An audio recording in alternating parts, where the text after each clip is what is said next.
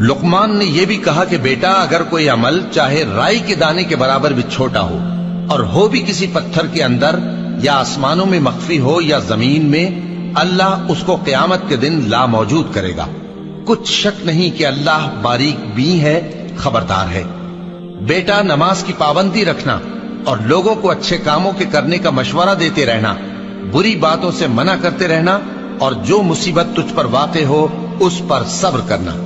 बेशक ये बड़ी हिम्मत के काम हैं। और तकब्बुर करते हुए लोगों के सामने गाल न फुलाना और जमीन में अकड़ कर न चलना, इसलिए कि अल्लाह किसी इतराने वाले शेखी खोरे को पसंद नहीं करता। और अपनी चाल में एतदाल किए रहना और बोलते वक्त जरा आवाज नीची रखना, क्योंकि बहुत ऊंची आवाज गधों की सी है और कुछ शक नहीं कि सबसे बुरी आवाज गधों की होती है।